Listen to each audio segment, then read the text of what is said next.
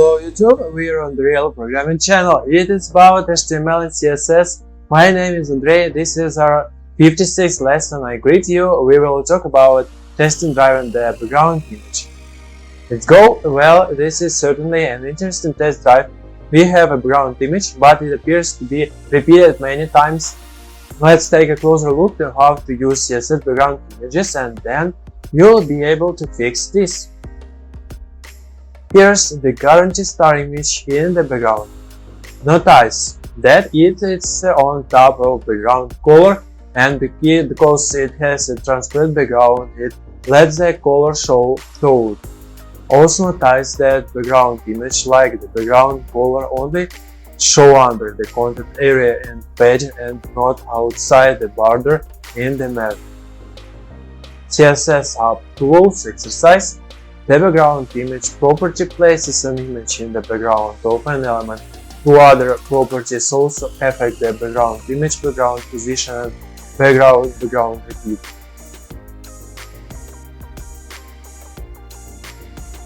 And the background image property is set to a URL, which can be related back or through clone URL HTTP // and notice that no quotes are required around the URL. Fixing the background image. By default, background images are repeated. Luckily, there is no repeat value for the background repeat property. Also, by default, browsers position the background image in the top left on the element, which is where we want it. But let's also add a background position property just to give it a try. You got two new properties to add. We want the background image do not repeat, and we want this in the top left corner. The background position property sets the position of the image and can be specified in pixels or a percentage, or by using keywords like top left, right, bottom, and center. Place the image on the top left of the element. There are many different ways to position things in CSS, and we'll be talking more about that in 2 chapters. By default, the background image is tiled or repeated over and over to fill the background space. The background repeat property controls how this fill-in behaves. Background repeat set the image to repeat both horizontally and vertically. This is the default behavior. Here is other background repeat values you can use. Display the image once, don't repeat the image at all. Repeat the image only horizontally. Repeat the image only vertically, just do whatever the parent elements does. Another test drive for the background image. Here as we go again. This time it looks like we're much closer to 1v1, but since this is background image, the text can sit on the top of it. How do we fix it? Exactly, that's what padding is for. Padding allows you to add visual space around the content area. Let's increase the padding on the left and see it. If we can nail this down once and for all. This is much better now the image isn't repeated, but we'd really like for the text not to run over the top of the image. How do you add padding only on the left? For padding margins and even borders, CSS has a property for every direction, top, right, bottom, and left. To add padding on the left side, use the padding left property like this.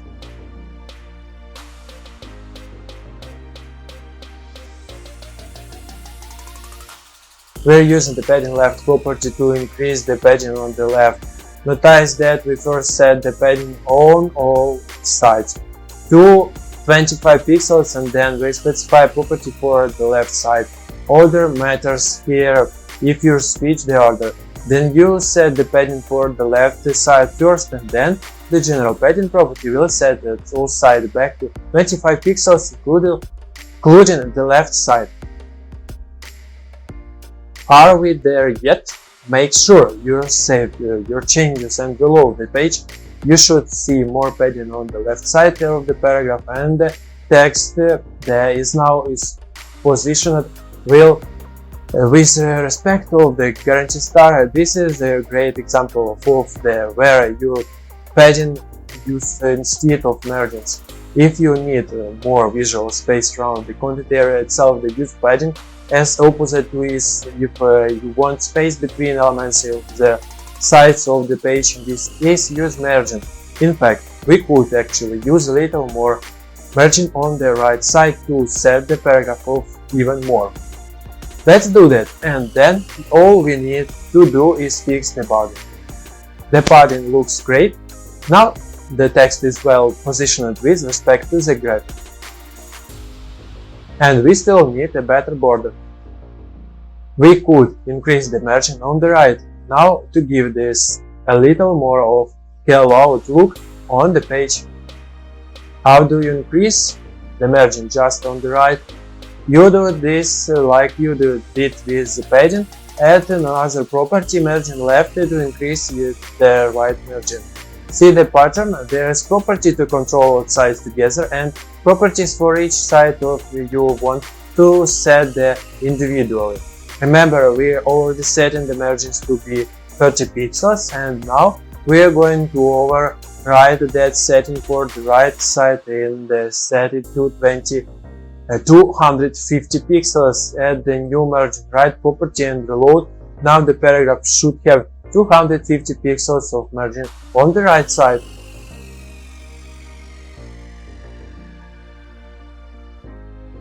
And the 2 minutes grid borders. The border style property controls the visual style of the border. There is 8 border styles available, from a solid line to dotted lines to ridges and grooves. To specify a border style, just use the border style property and value of the available styles. The solid style is just what it sounds like, a solid border. Double style use 2 lines. A groovy style looks like a grooving page, difficult to see in a book. The outset style looks like an outset that resides from the page. The dotted style looks like a series of dots. And the dashed style is just a set of dashes around the border. The insert style looks like an insert that links things into the page. The ridge style looks like a raised ridge on the page. Border weight. The border width property controls the weight of the border. You can use keywords or pixels to specify the weight. You can specify weights using the keywords thin, medium, or thick, or by a number of pixels. Border color. The border colors property sets the color of the border. This works just like setting fonts colors. You can use color names, RGB values, or hex codes to specify color. Use border color to specify the color of border. You can use any of the common ways to specify color. Specifying border size just as weight, margins, and padding. You can specify border style, weight, color on any side, top, right, bottom, or left.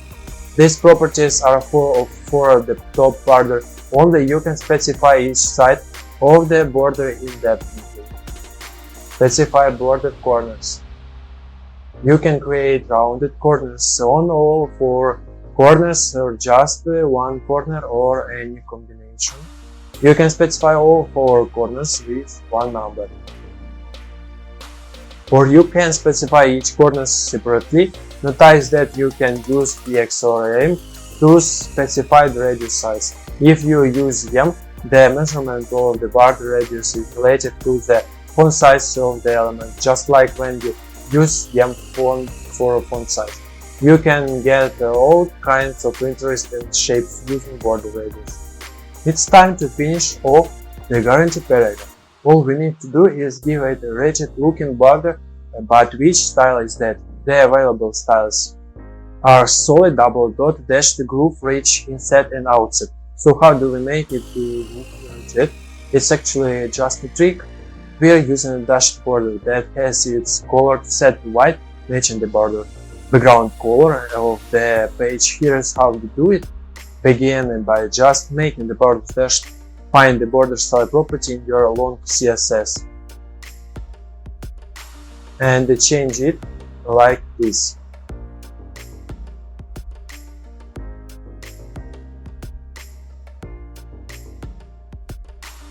Border file.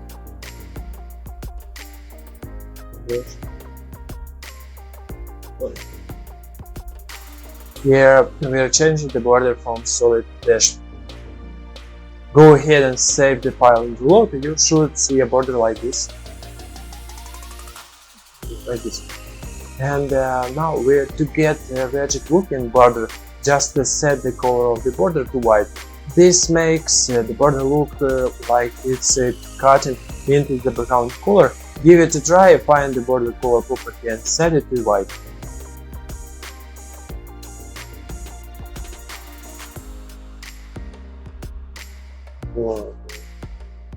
Color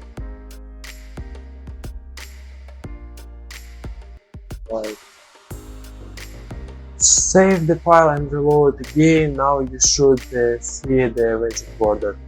Watch it, browsers don't always agree on the size of the medium and thick. Browsers can have different default size for the keywords in medium and thick. So if the size of your border is really important to you, consider using pixel sizes instead. Nice, I can't wait to see the entire page to model it. And take a break and analyze it, try on me. Congratulations, bravo, you're taking ordinary HTML paragraph and transforming it into something a lot more appealing and stylish using only 15 lines of CSS. It was a long trip getting here, so at this point we encourage you to take a little break, grab yourself a nice chai and to take a little time to let things sink in. When you come back, we'll nail down a few more of the fine points of CSS. The ID attribute, we'll talk about this in the next lesson. This is our 56th lesson is over. Thanks for watching. Subscribe to my channel, please. Put like, share with friends, comment. Eat bananas, chocolate and nuts, drink more water for the effective work of our brains. Bye.